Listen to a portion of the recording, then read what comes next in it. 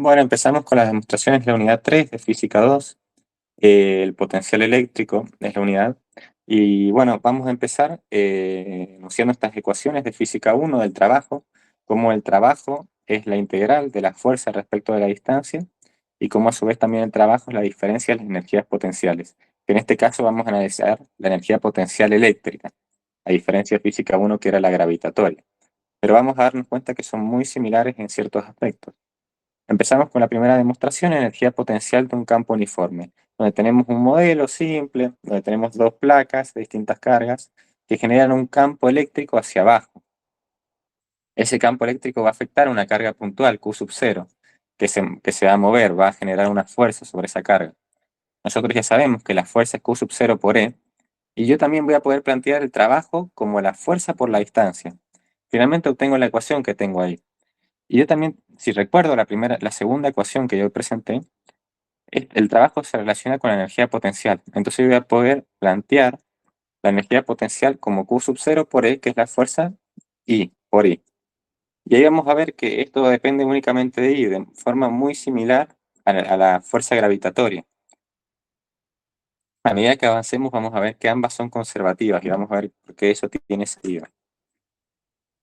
Bueno, puedo plantear también el trabajo como el diferencial de energía potencial y plantearlo de esa otra forma, con I sub A menos I sub B. Siendo dos puntos específicos, yo puedo tomar cualquiera como cero en el origen. En este caso se toma el punto cero que se ve en la imagen. Pero bueno, es importante también notar de que si la carga se desplaza en el sentido de la fuerza, entonces la energía potencial va a disminuir y el trabajo va a ser positivo. Si se desplaza en contrasentido de la fuerza, entonces la energía potencial va a aumentar y el trabajo va a ser negativo. Eso tiene sentido por la misma ecuación que está ahí al final.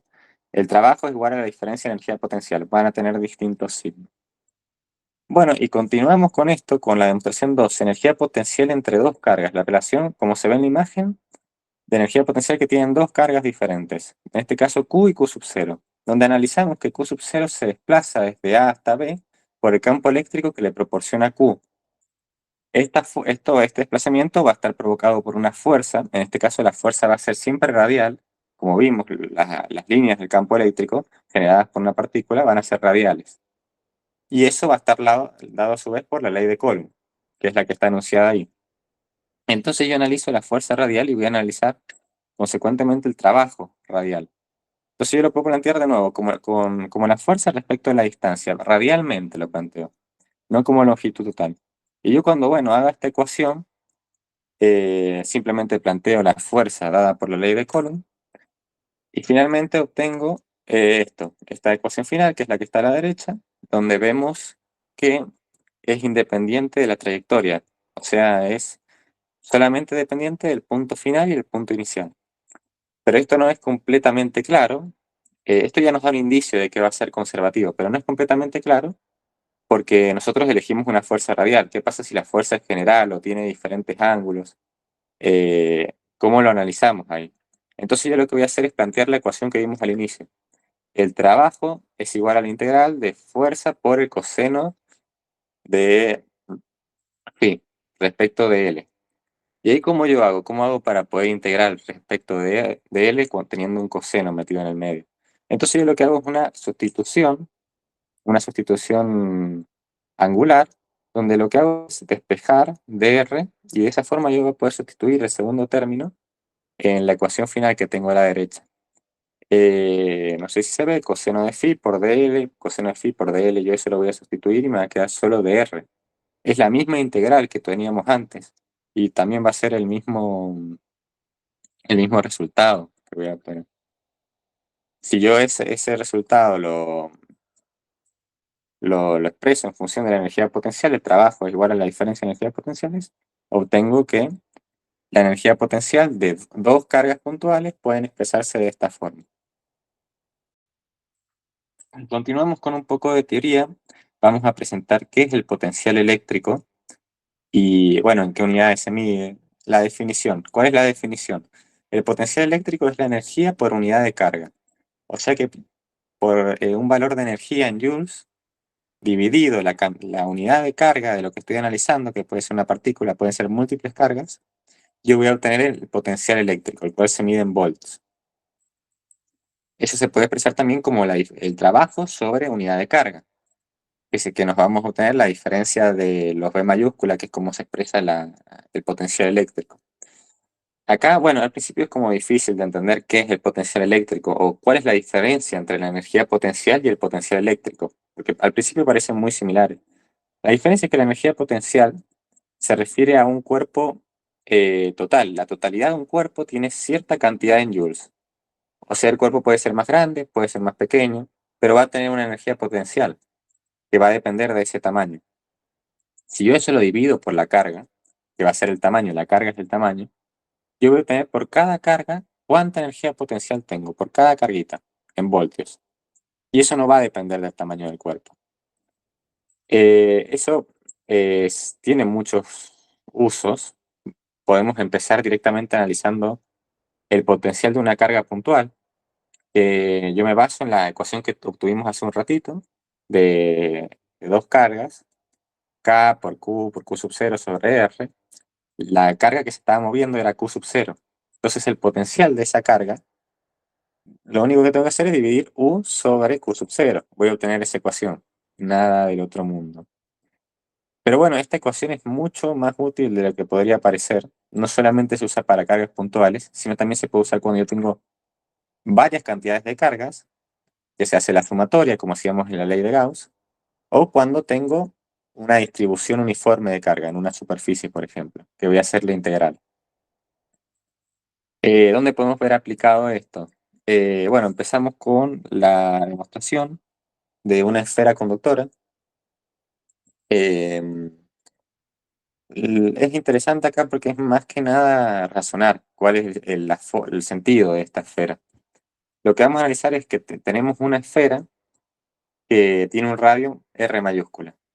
Por fuera de ese radio, nosotros ya analizábamos con leyes de Gauss que el campo eléctrico va a ser máximo en los bordes, que es donde se concentran toda la carga, y luego va a ir disminuyendo. Y en el interior va a ser cero. El campo eléctrico va a ser cero.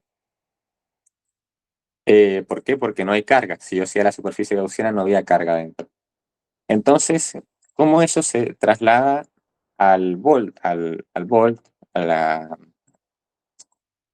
energía, ay, por Dios, el potencial eléctrico? Bueno, es mucho más simple de lo que parece porque en la parte del exterior yo lo puedo analizar directamente como una carga puntual, porque al fin y al cabo es como si yo fuese una pequeña carga con ese valor, porque todas las cargas que encierran se van a integrar con respecto a la carga y me va a quedar la misma ecuación que si fuese una carga puntual, donde el radio va, va a ser, ¿cómo que se llama? Dependiente de dónde esté analizando, como se ve en el gráfico de abajo. Mientras que en el interior el campo eléctrico era cero. O sea, ¿cómo va a ser el potencial en el interior donde el campo eléctrico es? Simplemente es constante, es una cantidad constante que está dada por el radio mayúscula. Como se ve en la imagen, está la otra ecuación.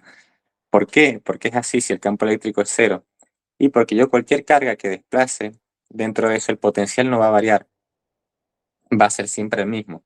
Esto tiene sentido que el campo eléctrico sea cero al mismo tiempo que el potencial sea constante. Después vamos a ver cómo el campo eléctrico es el gradiente del potencial. Pero eso es lo más interesante, que dentro de la esfera va a ser siempre constante y va a estar dado por el radio de la misma esfera. Bueno, continuamos las demostraciones con el potencial entre dos placas paralelas. Es la misma situación que planteamos al principio, donde obtuvimos la energía potencial. Ahora vamos a obtener el potencial eléctrico. El potencial eléctrico B va a estar dado por la energía potencial U sobre Q sub 0. La energía potencial U la habíamos obtenido antes. Lo primero que obtuvimos, se nos van a cancelar los Q sub 0 y obtengo que el potencial eléctrico es E por I. Eso yo después puedo plantear, despejar el campo eléctrico y expresarlo en función de la diferencia de potenciales, con D siendo la distancia entre B y A, que es como se muestra en el gráfico. Pero no tiene ninguna ciencia, es a partir de la definición del potencial eléctrico, que es, la U sobre Q sub 0. podemos trasladar este mismo análisis para el potencial de una línea infinita o de un cilindro. Ambos van a tener un comportamiento muy similar, que es deducible a partir de la ley de Gauss, que planteamos una superficie gaussiana con forma de cilindro para analizar la recta infinita. Lo interesante es la ecuación que se utiliza, que es la diferencia de potencial entre A y B va a ser igual a la integral de A a B del campo eléctrico por el diferencial de L. ¿De dónde sale esa ecuación?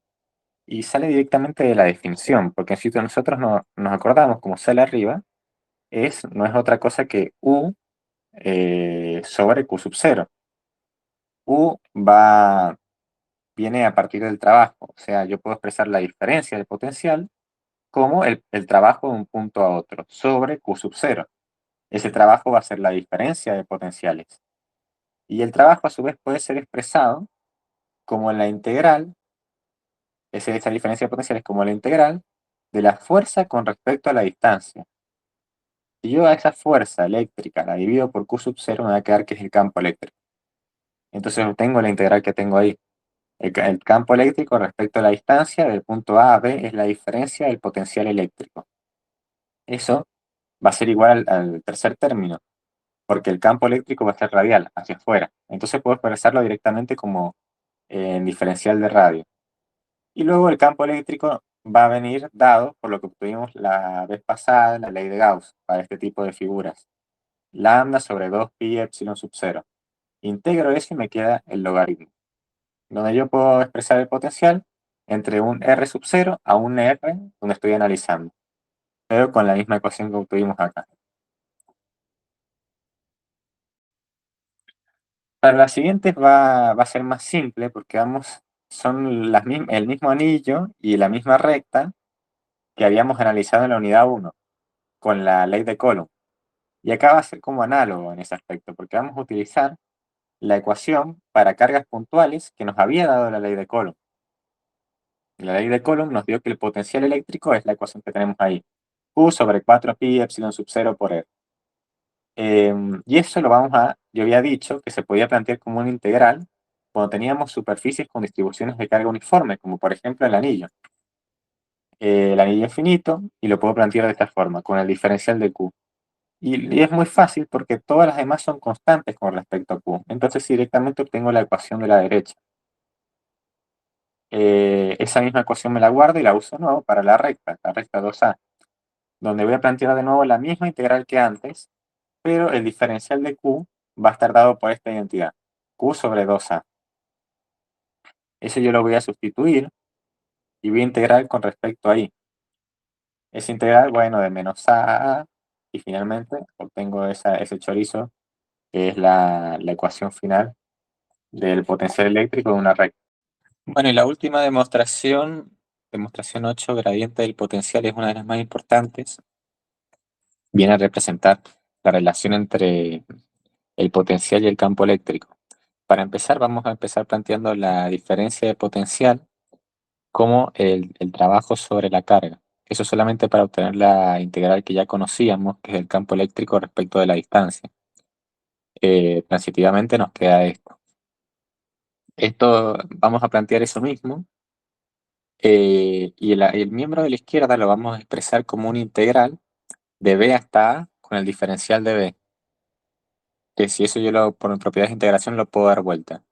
Entonces planteo una igual a la otra y tengo dos integrales iguales o igualadas. Esas dos integrales, yo puedo expresar que el miembro adentro de la integral va a ser igual y me queda que el menos diferencial de b es igual a e por d de l. Esto yo lo puedo expresar como al campo eléctrico, como sus componentes X y Z. Entonces queda el campo eléctrico en X, de X, el campo eléctrico en Y, de Y. Y si yo, bueno, considero que, por ejemplo, analizo solamente en X, entonces la derivada del potencial respecto a X va a ser el menos el campo eléctrico en X, en Y en Z. Así todos iguales. Eso es un gradiente.